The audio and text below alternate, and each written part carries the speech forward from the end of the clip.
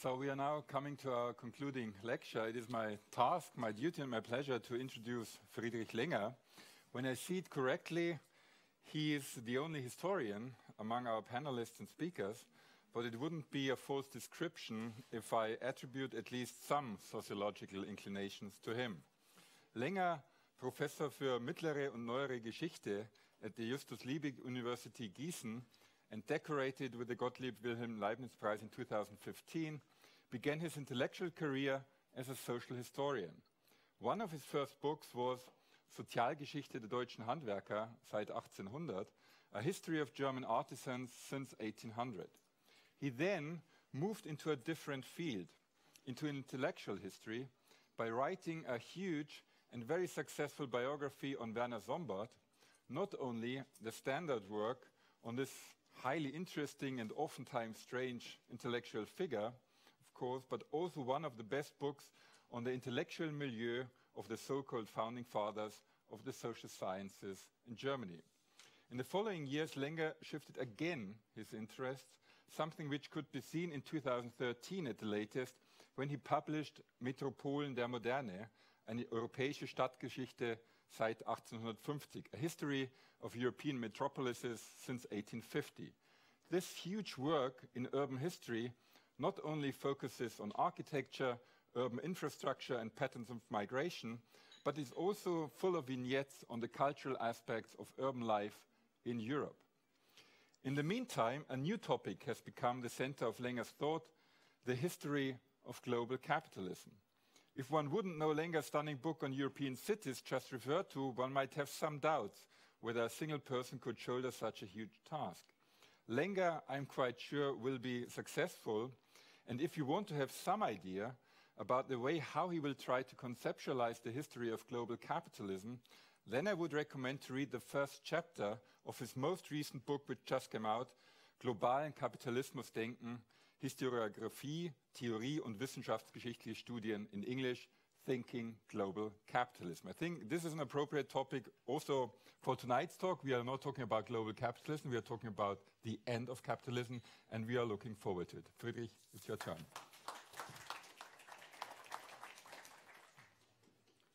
Well, thank you very much, Wolfgang, for the very kind introduction. Ladies and gentlemen, dear colleagues, happy birthday, Karl.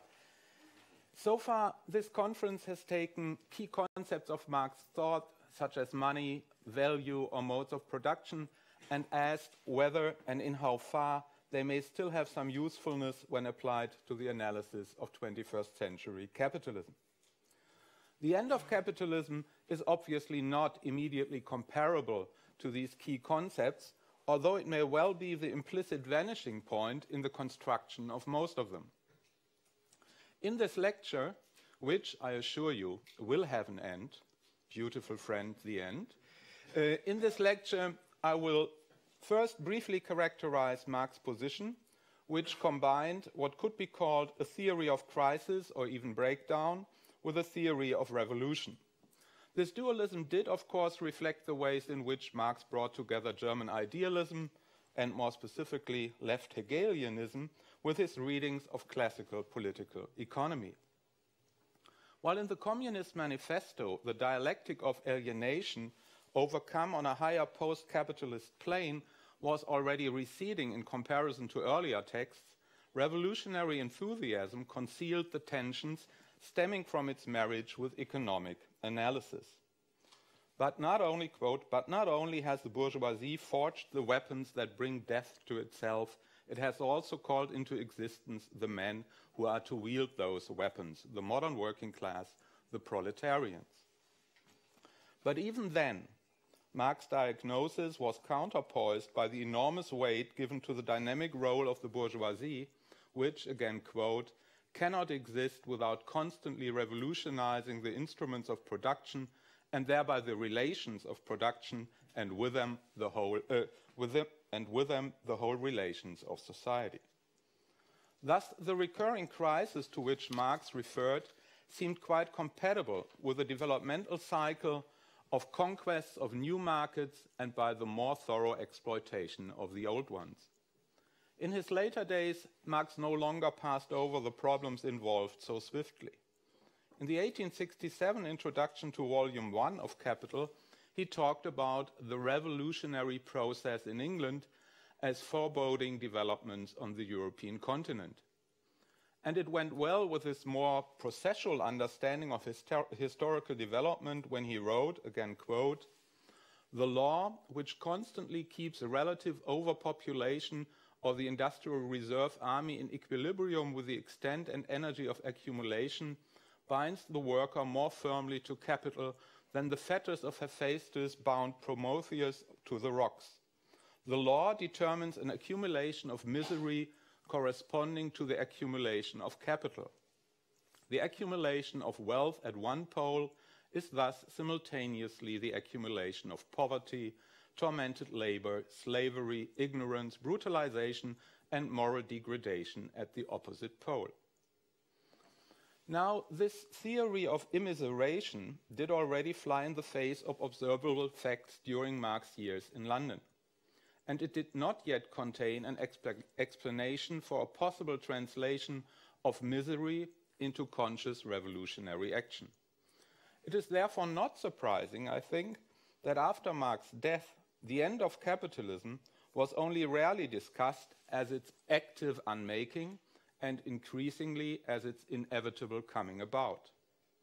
Capital had, of course, much to offer to this line of thinking as well, the theory of a falling rate of profit just being the most popular element of law-like predictions of capitalism's demise. Marx himself had called it, again quote, "the in every respect most important law of modern political economy" in the Grundrisse of 1857-1858. If labor power was the sole source of surplus value, and surplus value the only possible source of profit, a changing organic composition of capital in the direction of an ever higher proportion of constant versus variable capital would imply the tendency of the rate of profit to fall. This held true, however, if and only if there was no rise in the productivity of labor employed. While working on Volume 3 of Capital, Marx seems to have become aware of this inconsistency without being able to solve it. And he did note that the rate of profit had not fallen over the last 3 decades he himself had lived through. But neither theoretical inconsistency nor empirical refutation would keep his admirers from clinging to a theory that seemed to guarantee an end of capitalism. Before taking a closer look at some of these admirers, I will turn in the second part of my paper to the tradition of classical economics for ideas which influenced Marx's conception in the first place. After all, he was openly acknowledging his considerable debts to Smith, Ricardo, or Mill. At roughly similar length, I will then follow the trope of an end of capitalism among prominent representatives of the Second International, before briefly turning to bourgeois alternatives. After a very brief look at the debate in the 1960s and 1970s, I will then sample some more recent forecasts in the fourth and final part of my lecture. When Marx, in his numerous references to the British classical economists, was saving his most biting comments for Malthus, this was neither accidental nor merely personal. It was, of course, Marx pointed out his fundamental disagreement, far more convenient and accorded the interests of the ruling classes, which Malthus truly Parson-like idolizes, much better to explain this overpopulation with the eternal laws of nature rather than with the merely historical natural laws of capitalist production. Capitalism, as making people superfluous, rather than people tending to be too numerous in relation to limited food supplies, this was a contradiction carrying some ambiguities. If production grew considerably faster than population, as Marx in the late 1850s noted for England over the last 1.5 decades, and imports consisting mainly of precious metals, grain, cotton, and wool exceeded exports, that was welcome to him as disproving Malthus' pessimistic forecast. At the same time, however, it was opening up the possibility of capitalism itself finding a way out of what would be called the Malthusian trap only later. Beyond such ambiguities, it is easy to see why Marx preferred Ricardo over Malthus. First of all, with the third edition of his Principles of Political Economy and Taxation, Ricardo had convinced himself, quote, that the substitution of machinery for human labor is often very injurious to the interest of the class of laborers, a supposition going well with Marx's interpretation of overpopulation as a result of capitalist production. In addition, Ricardo's clear-cut opposition to the Corn Laws was linked to a theory of ground rent devoid of the theological remnants present in Malthus, who talked about the land as a bountiful gift of providence. Although Ricardo, whose apparent scientific rigor appealed to Marx, explicitly took exception to this formulation, his conception of ground rent was less different from Malthus than one might expect. The decisive explanatory variable for both of them was not the surplus deriving from the fact that an actual piece of land might feed more people than needed for its cultivation. Both turned their attention to the scarcity of land and differences in the yields possible instead. With population growth, cultivation could not be limited to the most fertile land. And since the yields of the newly cultivated land fell behind, farmers competed for the most fertile ground, thus driving up the rent to the landlord, which Ricardo defined, quote, as always the difference between the produce obtained by the employment of two equal quantities of capital and labor. This implied that the capital invested and the labor employed resulted in returns for some kind of effort, while the ground rent was simply siphoned off as the difference in productiveness between the most and the least fertile land under cultivation. While Marx in addition needed the concept of absolute rent for the consistency of his overall system, what has been called the trinity of profit, rent, and wages, it was no prerequisite for a theory of falling rates of profit. After all, Ricardo himself had offered such a theory. Its pivotal point, however, was not Marx's theory of surplus value, which had been anticipated more closely by John Stuart Mill, but rather the population theory of Malthus. I agree with Mr. Malthus that the command of the laborer over the necessaries of life would go on diminishing and the population must come to a stop. This held true if the quantity of agricultural products could not be expanded. And while noting considerable improvements in agricultural productivity, this was no less of a realistic threat to Ricardo than it was to Malthus. The consequences he drew were quite different, however. Politically, the repeal of the Corn Laws was a pressing need for Ricardo. It is only because the prolific powers of land in other countries are greater than those on which we must draw for our last supplies that I would have recourse to those land and would consent to import corn, because as less labor would be devoted to the obtaining of food, more might be employed in getting other gratifications. That would not bring about but a temporary recourse because, again quote, in every case agricultural as well as manufacturing profits are lowered by a rise in the price of raw produce if it be accompanied by a rise of wages. Such a rise of wages, however, was unavoidable, for in the progress of society and wealth, the additional quantity of food required is obtained by the sacrifice of more and more labor. At the end, again quote, the very low rate of profits will have arrested all accumulation, and almost the whole produce of the country, after paying the laborers, will be the property of the owners of land and the receivers of tithes and taxes. This bleak scenario did not signify the end of capitalism, a term unknown to Ricardo. It described a stationary state, however, quite typical for the expectations of classical economists. David Ricardo, fully agreeing with Malthus in this respect, spoke unhesitatingly of population pressing against the means of subsistence and associated misery with a stationary state from which I trust we are yet far distant. To understand why these classical economists were united by their firm belief in the natural limits of growth, it may be useful to quote the youngest member of the group, John Stuart Mill, who as late as 1848 argued, "The materials of manufacture being all drawn from the land, and many of them from agriculture, which supplies in particular the entire material of clothing, the general law of production from the land, the law of diminishing returns, must in the last resort be applicable to manufacturing as well as to agricultural history. As population increases and the power of the land to yield increased produce is strained harder and harder, any additional supply of material as well as of food must be obtained by a more than proportionally increasing expenditure of labor."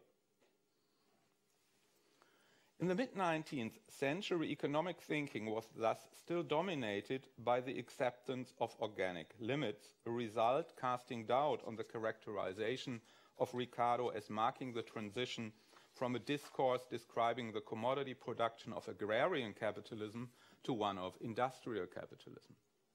After all, Ricardo's prototypical capitalist is always a farmer. The long-lasting agrarianism of classical economists was passed on to the second half of the 19th century and influenced Marx's law of a tendency of the profit rate to fall, even though he focused far more clearly on the industrial capitalism of his days than his predecessors. He had not freed himself, however, completely from their concerns, as both his ongoing engagement with Malthus in Capital and his fascination with Liebig and other recent developments in agrarian chemistry show. And why should he?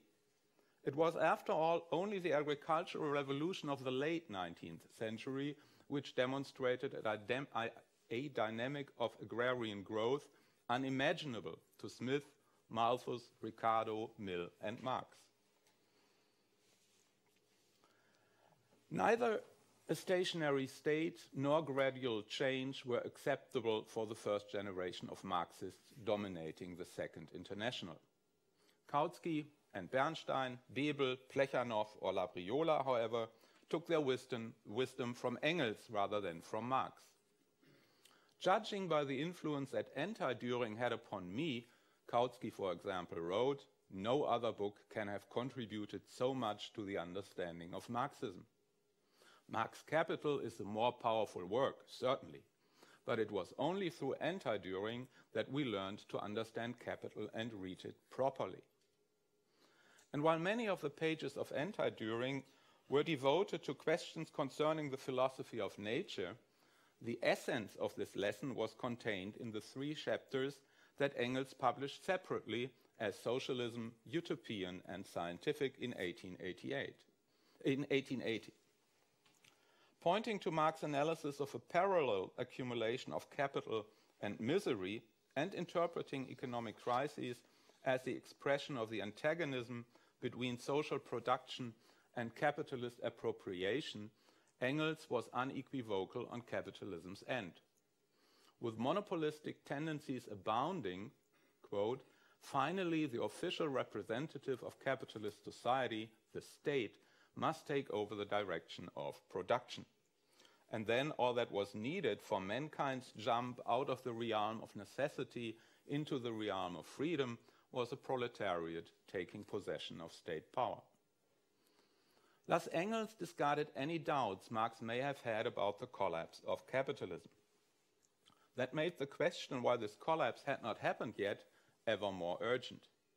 The 2 more original answers given by Marxist authors before World War I both turned to Marx's rather abstract discussions of circulation and expanded reproduction in the 2nd volume of Capital, relegating the dutifully mentioned tendency of the rate of profit to fall to lesser importance.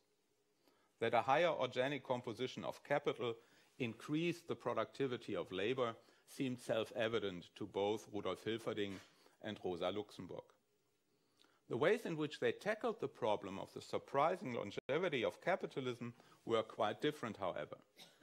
Hilferding's famous study of 1910, Financial Capital, searched the sphere of circulation for both additional explanations of heightened capital accumulation and for tendencies countervailing the tendency of the rate of profit to fall, which was otherwise to be expected due to this process. Taking his examples mostly from heavy industry in Germany and the US, rather than from Britain's cotton industry, he started with the assumption that the ever larger proportion of fixed capital would prolong the time of a capital turnover, as well as make a balanced profit rate less likely, because the capital invested could no longer be shifted easily to other branches when ceasing to yield high returns. Both these tendencies were, however, counteracted by credit, depicted by Hilferding as by Marx as the specific machine for the centralization of capitals. Moreover, joint stock companies were mobilizing fictitious capital, allowing industry to hedge surplus value on a scale far beyond that of private entrepreneurs. With the involvement of banking capital in industrial production, which is at the core of Hilferding's definition of financial capital, the banks became interested in controlling corporations and in stabilizing profits. Therefore, they pushed the formation of cartels and trusts, a process already underway for technical reasons, and joined heavy industry in its fight for protective tariffs. The latter allowed for extra profits, which Hilferding called, quote, a tribute imposed on the whole domestic consumer class. At the same time, these extra profits enabled its recipients an aggressive stand on foreign markets, an aggressiveness that was proportional to the size of the inland market. All this did not do away with the crisis-ridden cyclical development of capitalist production, but it did result in some noteworthy changes in their character. On the one hand, the highly concentrated banks and industrial joint stock companies proved far more stable than single firms, and if cartelized, were in a position to shift the consequences of crisis to those outside their cartels and trusts. And on the other hand, Hilferding observed, quote, that the opening up of new markets is an important factor to end industrial depression, to lengthen the duration of prosperity, and to temper the effects of crisis. Thus, even the imminent tendencies towards immiseration could be concealed within the imperialist nations, while the countries conquered by them were increasingly reduced to providers of raw materials. Imperialist competition, however, would lead to war, and an Anglo-German war seemed imminent to Hilferding in 1910. It will have become clear why Hilferding's study is often considered a theory of imperialism. This is even more the case with Rosa Luxemburg's Accumulation of Capital of 1913, a book that at the time could not convince a single prominent theoretician within the Marxist camp, but has met a far friendlier reception from the 1920s onwards. Her study did not explicitly refer to Hilferding, although she had read his book in March 1911.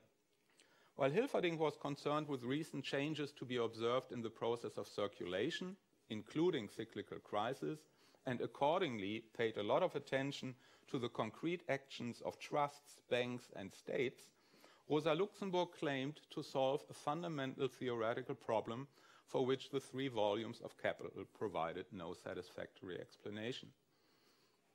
It was all the more urgent, it seemed to her, because authors like Mikhail Tugan-Baranovsky had claimed that crisis could be avoided, and capitalism by implication go on forever, as long as proportionality in production was observed.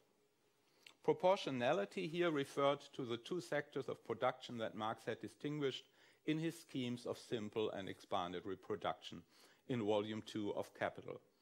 That is, the production of means of production and the production of consumer goods. Accumulation, Luxemburg argued, the transformation of surplus value in productive capital is the capitalist expression of expanded reproduction.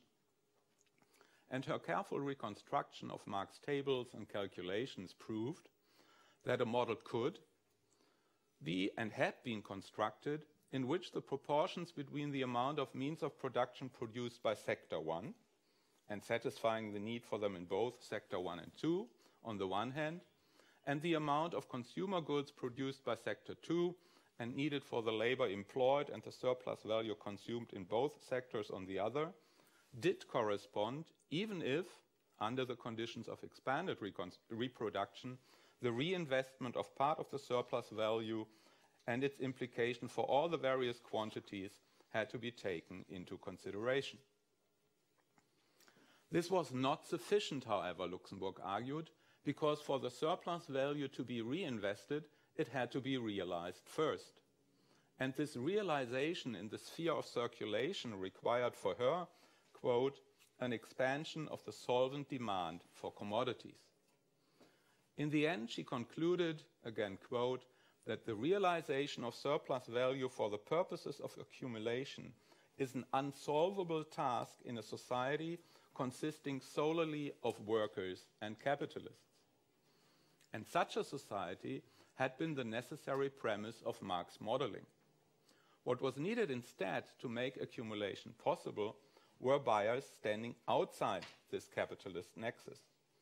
In principle, they could be found within capitalist societies too, if, like for example, artisans, they were neither capitalists or workers. More typically, Luxemburg thought of the non-capitalist countries of Asia or Africa and described capitalist accumulation as a continuous process of land grabbing. She gave the example of the German chemical industry selling means of production like dyestuffs in Africa. In Germany, this made the expansion of both Sector 1 and 2 possible because the latter had to provide consumer goods for the increased numbers of workers in Sector 1. Accumulation thus hinged upon an ongoing expansion of foreign markets, although she admitted that trade amongst capitalist countries was quantitatively far more important. Luxemburg's concrete description of imperialist expansion had much in common with Hilferding's, but on its last page introduced, quote, the rebellion of the international working class as a possible reason for the end of capitalism, again, quote, before it has economically met its natural barrier created by itself. Lenin's famous wartime pamphlet on imperialism as the highest stage of capitalism was less a substantial contribution to the debate than an illustration of Hilferding's account based on statistics. While praising financial capital as a highly valuable theoretical study, he felt the need to distance himself from Hilferding as well as from all the, quote, renegacy of the heroes of the Second International. One way to do that was to follow the openly non-socialist John Atkinson Hobson and his book Imperialism from 1902 even more closely than Hilferding. This debt was clearly reflected in Lenin's characterization of imperialism as ultimate proof for the parasitic and rotten character of present-day capitalism, resulting, for Lenin, from the stagnation necessarily going hand in hand with monopolies. While close to Hobson's portrayal of London's financial elites manipulating the British political system for the special interests of the city, it did not explain imperialist rivalry by capitalist dynamics. After World War I, authors like Fritz Steinberg or Henrik Grossmann tried to keep the discussion running, but when we see the former arguing that at a certain point of capitalist development, quote, a rush into non-capitalist territory is an imminent necessity, that shows both the Luxemburgian imagery gaining influence and the lack of new ideas. A jump into the second half of the 20th century may therefore be justified. But before turning there, a brief look at the most important non-Marxist authors' conception of an end of capitalism before and after World War I is worthwhile. Sombart, Weber, and Schumpeter come to mind as the most influential voices. All three of them were more concerned with the capitalist entrepreneur than with a wage worker deprived of the means of production. Sombart and Weber, like Marx and Simmel before them, were fascinated by the way in which acquisition became an end in itself, independent of any personal motives once the capitalist system was established. As Weber's understanding of this iron cage had a deeply tragic tinge, the possible end of capitalism was of secondary importance to him. Sombard's report of Weber's answer to the question may still have been correct. Quote, "When the last ton of ore will have been smelted with the last ton of coal." Sombart denied that, referring to solar energy, water power, and the energy of the tides. His own forecast, Sombart's forecast, was much closer to Schumpeter's and painted the picture of ossified corporate bureaucracies administering giant corporations in ways that made it almost impossible to distinguish what Schumpeter called regulated or chained capitalism from socialism. Both confronted the scenario with one taken from the past, the reactionary Sombart turning to the pre-capitalist past, and Schumpeter to the competitive family capitalism of the 19th century. But there was nothing inherent in capitalist development, for the two of them, leading to or even guaranteeing its end. If Schumpeter did not foresee much of a future for capitalism, his arguments were taken from an analysis of the political, not the economic sphere. Now, both Weber and Schumpeter remained authors of some influence throughout the second half of the 20th century. If Marxist voices, especially in the 1970s, were even more widespread, that went hand in hand with the virtual disappearance of the trope of an end of capitalism. In as far as the debate turned to the so-called third world, peripheral dependency and underdevelopment were the dominant themes. And as the decoupling of peripheral markets from the capitalist centers of the world was regarded as the universal remedy, a similar decoupling took place on the intellectual plane in that developments at the periphery were conceptualized as having few repercussions at the center. This was made easier because at the center there were hardly any crises to be explained during much of the Trente Glorieuses. Or, as Jürgen Habermas put it in a rather typical statement in 1973, the most advanced capitalist countries have succeeded in keeping class conflict in core areas latent, to prolong the economic cycle and to replace the periodic pushes of capital depreciation by milder cyclical fluctuations. So at least this strand of the neo-Marxist discussion of the 1960s and 70s shared Sombart's and Schumpeter's intuition that late capitalism, a concept never as popular as in the late 1960s and early 1970s, underwent fundamental transformations without facing lethal imminent threats. Now, obviously, we are in a completely different discursive situation in the early 21st century. The financial crisis of 2008 and what has been called the neoliberal revolution may be plausible explanations for that. But does that make for different explanations of an end of capitalism? Let us take stock of what we have seen so far before confronting three recent forecasts with this question. In the tradition I've been dealing with, we have encountered about 7 different reasons why capitalism cannot last. The first, to be found explicitly with the young Marx only, is the dialectical necessity to overcome the alienation brought into a hitherto harmonious world by capitalism. It needs to be mentioned here because it carries an eschatological element prevalent in most of our other authors as well. The most important cluster of explanations takes the logic of capitalist accumulation as its starting point, however, and consists of 6 different arguments. The inherent tendency of capitalist development towards the concentration of capital causes the tendency of the rate of profit to fall. While this does not preclude the possibility of economic crisis as initiating new cycles of expansion, the process cannot go on forever.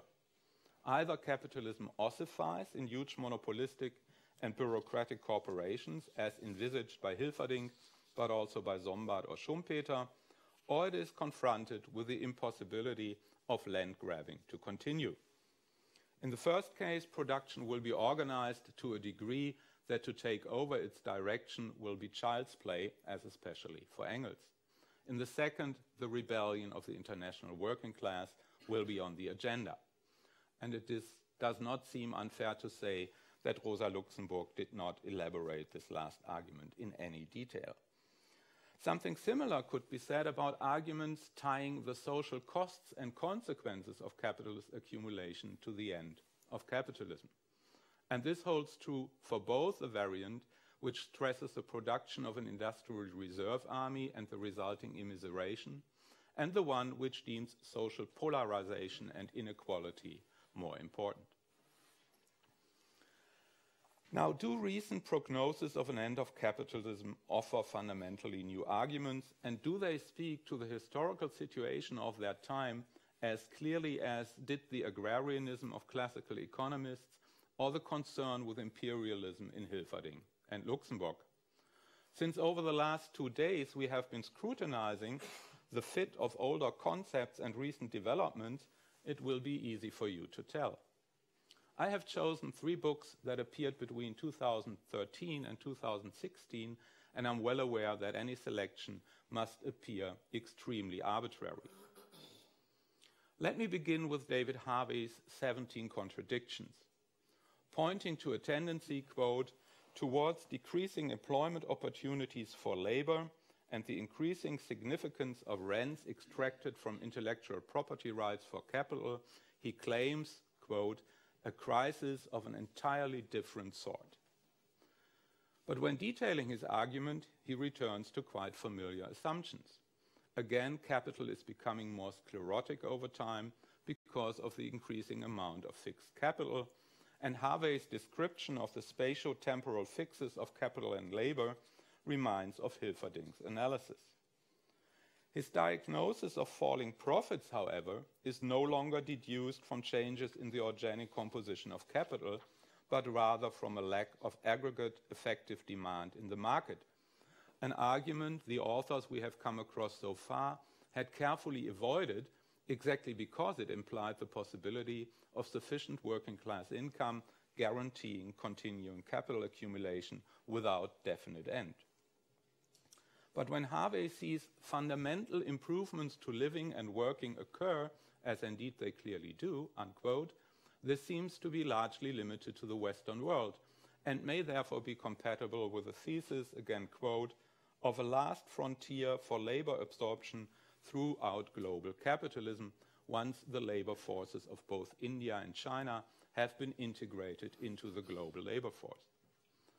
But the world beyond the US and Western Europe is clearly of lesser concern to Harvey. And with regard to the US and Western Europe, he paints a gloomy picture referring explicitly to Ricardo.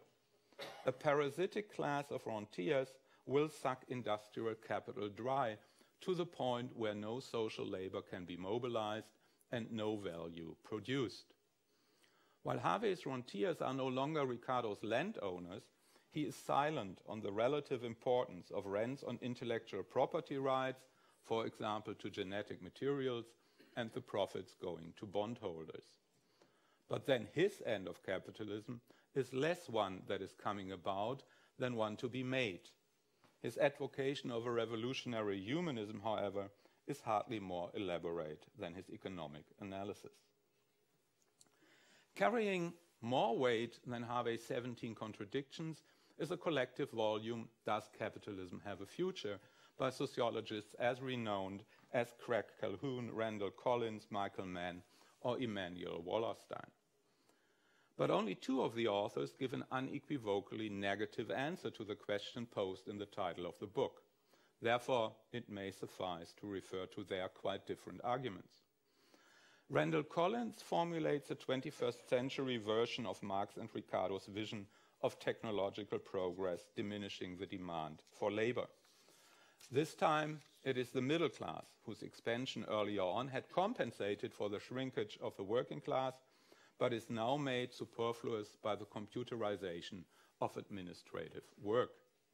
And from this result of the spread of modern communication technologies, there is, in Collins' view, no way out. Among the reasons for that are some that we have come across time and again. Quote, with a periphery absorbed and every world region fully integrated into the capitalist market, capitalist profit dries up. And neither the financial sector nor the state will have the means to counter the mass unemployment of middle-class people, dooming capitalism. Immanuel Wallerstein offers a quite different explanation for the same prediction. His version of the Luxemburgian argument that the global race for ever cheaper labor has come to an end implies that a reduction of labor costs in the downward phase of a Kondratiev cycle, so prominent to his world systems theory, is no longer possible. And with top managers siphoning off part of the profit, and in a political situation where the externalization of environmental and other costs becomes more and more difficult, Wallerstein diagnoses a long-term profit squeeze and the virtual end of recurrent cycles of capital accumulation. The 2 points on which Collins and Wallerstein largely agree, however, are that capitalism does not have a future and that diverse scenarios of a post-capitalist future are realistic. The third and last, but by no means least, book I would like to address is Wolfgang Streeck's How Capitalism Will End. Contrary to both Collins and Wallerstein, he is rather specific on things to come, and contrary to Harvey, less interested in purely economic reasons for a breakdown of capitalism. These differences originate in his quite distinct perspective, which focuses clearly on social disintegration and political instability, a concern that ties in closely with his well-known critique of globalization, neoliberalism, and EU politics in particular.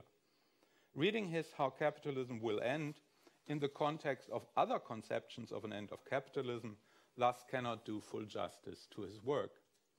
After all, Streeck is worried above all about our under-institutionalized society of today, which is a post-social society to him, resulting from the demise of democratic capitalism. Quote, whereas the politics of democratic capitalism was to protect society from the vagaries of the market, the politics of the consolidation state protects financial markets from what are for them the vagaries of democratic politics. So at the center of his concern is the dismantling of what he calls the standard post-war democracy. It is tied to the end of capitalism only because he pulls the fulfillment of the Mandevillian promise of private vices turning into public benefits into his definition of capitalism. But of course, he does have to say a few things on the end of capitalism that are largely independent from his dissection of the political arena. A brief mentioning of the labor aristocracy profiting from the exploitation of the periphery carries little weight, as does the world outside of the OECD in general. The Luxemburgian trope of land grabbing reaching its limit features somewhat more prominently and is given a peculiar twist by being linked to cultural criticism. Quote, it is only if consumers, almost all of whom live far above the level of material subsistence, can be convinced to discover new needs that the economy of rich capitalist societies can continue to grow. If it does not, it is because, again, quote, the Keynesian bond which tied the profits of the rich to the wages of the poor is severed, cutting the fate of economic elites loose from that of the masses. And this leaves us with the three apocalyptic horsemen of contemporary capitalism: stagnation, debt, inequality. And again, quote, over the years, the three seem to have become mutually reinforcing. Low growth contributes to inequality by intensifying distributional conflict. Inequality dampens growth by restricting effective demand. High levels of existing debt clog credit markets and raise the prospects of financial crisis. And this is both far more serious than a usual crisis and a predicament from which there's only one way out. Final quote, deglobalizing capitalism in order to restore a democracy capable of serving as a meaningful corrective of capitalism.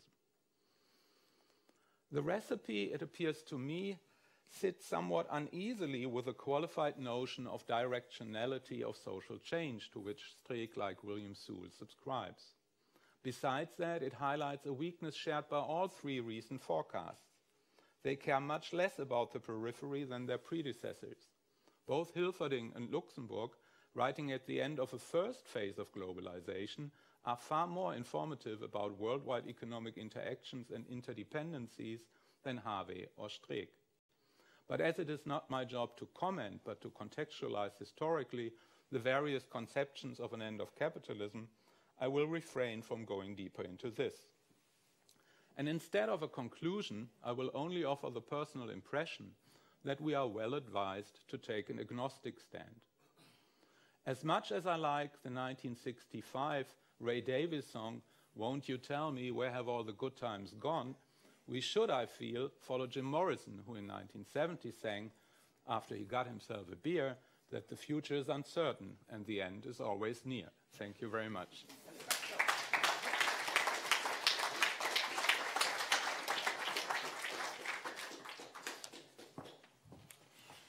Friedrich, thank you so much. The floor is open for questions. Herr Sorge. You gave me an interesting hint there. One thing I haven't seen mentioned in this conference is the Asiatic mode of production. It was a disturbing concept for socialists because the first major socialist revolution happened in a country which had the Asiatic mode of production. I heard a paper by an Indian social and economic historian in the middle of the 70s, in which he examined the Asiatic mode of production in India, to see if it still applied. And he said, yes, by and large, the Marxian concept still applies in India. Now, it seems to me that, the periphery that you mentioned, although it is quite numerously populated, this range of countries is probably influenced by what one might call the Asiatic mode of production. Is it right to say that these countries have, in social and economic formation, gone from the Asiatic mode of production to something which could be called, I don't know, crony capitalism on a foundation of clientelistic, paternalist social relations? Something like that, probably. Anyway, it seems to me that the major factor going against the demise of capitalism per se, I don't know if I should use the term, because capitalism in its present day shape is quite different from what used to be the case in concepts or reality 100 years ago. Anyway, I think one thing that guarantees the safeguarding of capitalism in Europe, North America, is the class interest of, China, the ruling government in China and the party, also the interest of sort of crony capitalism based on the Asiatic mode of production. In India, they wouldn't stand for a demise of capitalism because they're too much linked with it, and they couldn't be interested in that demise. Yeah. Okay, well, as regards the Asiatic mode of production, I think that is one of the largest weak points in Marx's writing, and as a concept has largely been given up since the mid-70s. So you may have come across one of the last Indian economic historians working with that.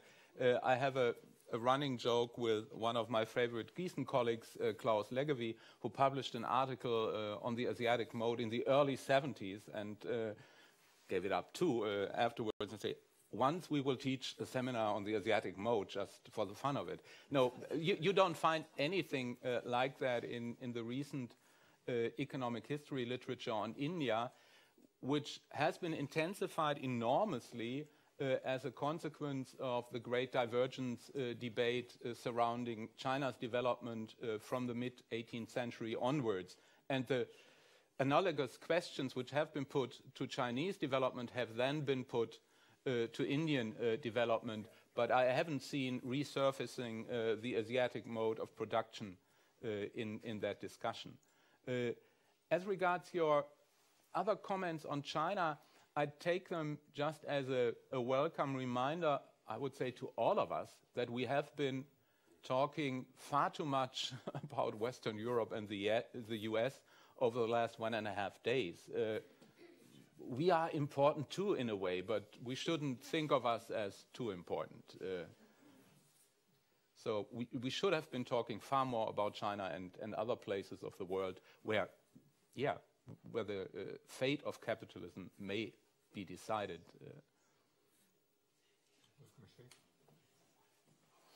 Ich hatte eigentlich mich gar nicht gemeldet, aber jetzt werde ich doch was sagen. Ja? Also ich glaube, dass Sie völlig recht haben, dass wir, was Sie zuletzt gesagt haben, wir alle wissen... Was denn?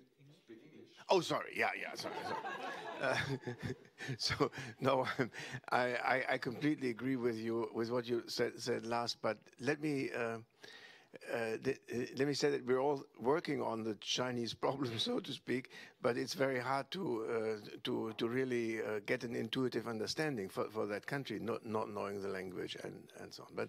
But what I would like to say, and the suggestion that I would like to throw at you is the following.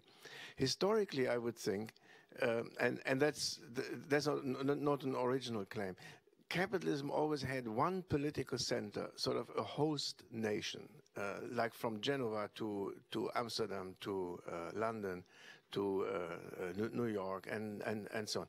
And the only period when there was sort of contestation what the host nation would be, it was in the first half of the 20th century when the British weren't able anymore to do the job, and the Americans refused to do it, and then sort of we have immediately an enormous the international crisis with two autarkic or would-be autarkic centers like Germany and Japan grabbing for land because capitalism always sort of, and there I would think the Luxembourgian thesis has lots to say to it. It needs a periphery where it can sort of make sure that nobody attacks the center and where they can sort of build markets in the periphery and so on. Now, I think today we have a unique situation in the sense that we now have two centers, maybe 2.5 centers if you count Russia in. And both of them are meeting at their margins. The Chinese are beginning to move, and they're becoming more international. They need their own periphery, and then they get into the hair of the Americans, which have considered the whole world as their periphery, and now they are seeing that this doesn't work. Now in that sense, I think. What one would have to include into the sociology or theory of capitalism is the global order that stabilizes the relationship between center and periphery. And now this dualism, or maybe even if Russia recovers, we would have three centers all concerned about their periphery and getting into each other's problems. Like for example, the Americans getting closer and closer and closer to Moscow. The Chinese are beginning to spread into the Eastern Mediterranean. The Russians becoming extremely active in the Middle East, and so on. This sort of turbulence has something to do with the dynamic aspects of capitalism. At the same time, undermines its stability. That would be my take. Yeah, thank you very much. As a historian, I'm somewhat reluctant as far as forecasts are concerned, as may have become clear. But certainly it is highly interesting. It is highly interesting that in some of the sociological theory that literature that you have been referring to indirectly, the whole literature on world system theory is more optimistic, maybe naively optimistic as far as China is concerned. The late Giovanni Arrighi, whom I admired in many ways, but what he expected from China will certainly not happen in that peaceful, cultivated, civilized, democratic ways. But what one can see there, I think, with initiatives like the one surrounding the Silk Road, is a typical endeavor of claiming hegemony in world trade.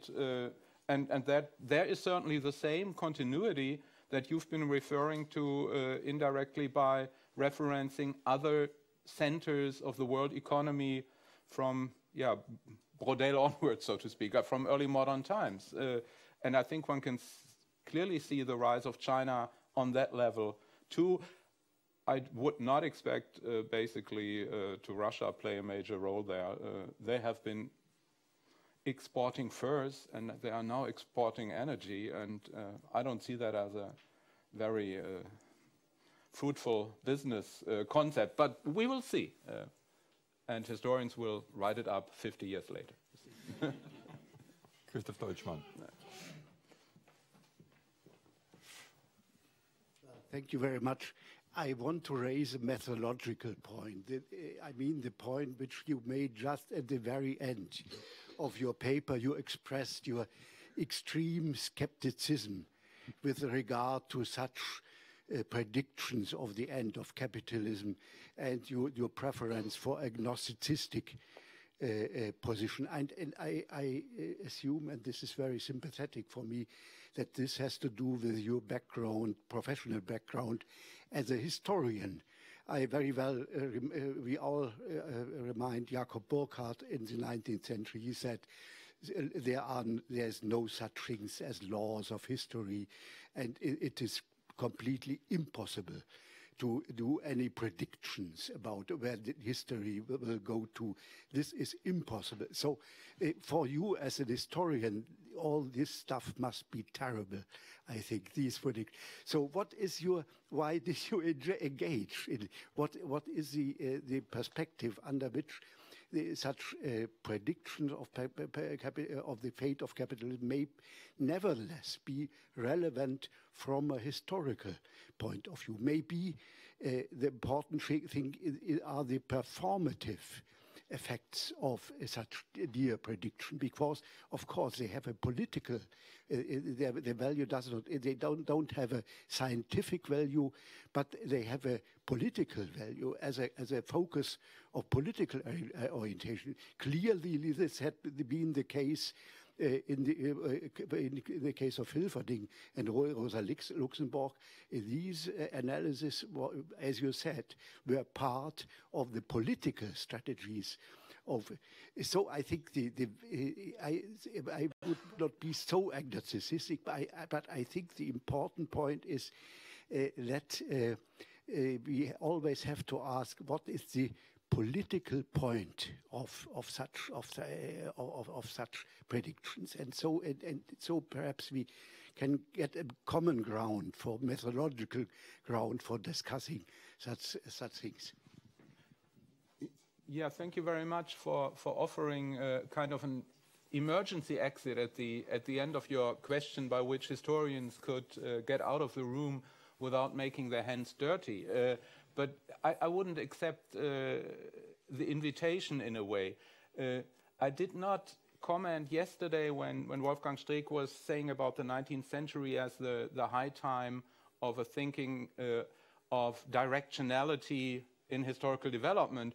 But of course I did think, oh, there was the invention of history as a discipline which, as you say, is built on the opposite assumption.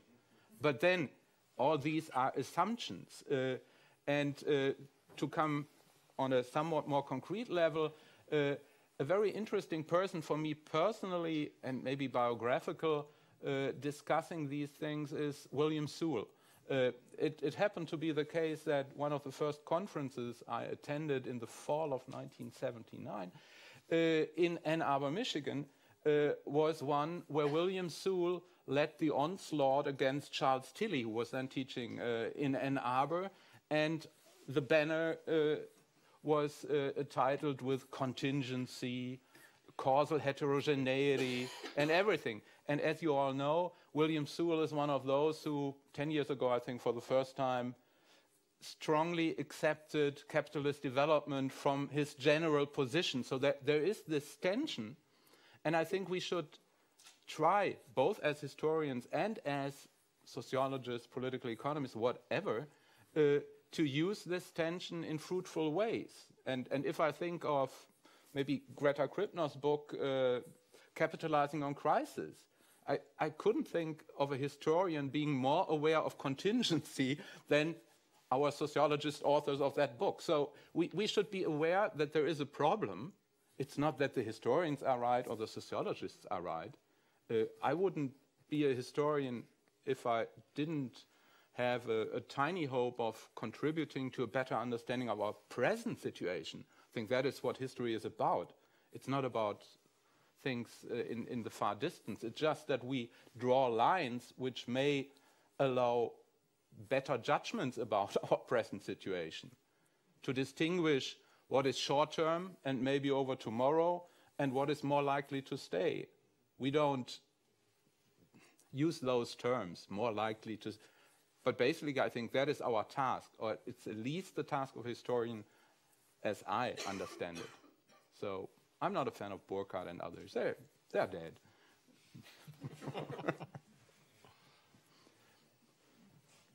Any more questions?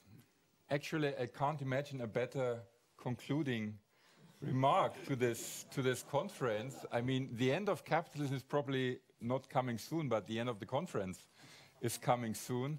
I would like, first of all, thank you for the wonderful lecture. I would like to thank the Max Planck Institute, of course, for supporting us. I think it was a wonderful experience for us.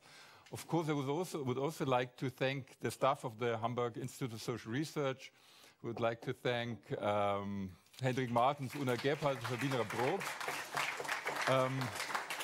And of course, I would like to thank all the panelists, the speakers, and all the discussants here. I think it was a great experience. It was a great conference. We will see what will come out of that. We have some food prepared for you downstairs, so we have hope that you will enjoy the huge lunch. It's brown. This time it's brown. And just, I would like to have two more remarks. Only again for those who are staying from Saturday to Sunday. We would like to meet, if there is interest, at 1:30 here downstairs at the entrance door for all those who would like to join us to the Hamburg Museum of Labor. Because you might know there is an exhibition on the 175th anniversary of the publication of the first volume of The Capital in Hamburg, and there's the last day, the very last day of the exhibition right now, and we would have a guided tour if you are interested. So if you're interested, just approach me and think about be there at 1:30 downstairs at the entrance door. And the last remark, again, for all those who will stay overnight, we would like to guide you to the plaza of the Elfi. We will have tickets. We have already bought tickets between 8:30 and 9:30, so we could enjoy sunset if that will happen. I hope it happens because there's no clouds here. It always happens here. That's true. Sometimes. So, and if that is the case, if that is the case, then please be at the hotel. I think you all are at the Hotel Vorbach, at least those who are from abroad. We would like to pick you up at 7:45. And again, just approach me or approach Una Gebhardt or Sabrina Brooks just to make an appointment. I think it could be nice to be there, and afterwards we go to a bar at some of the skyscrapers here in Hamburg. So I think that's it. Thanks again for the Max Planck Institute. Thanks to everybody.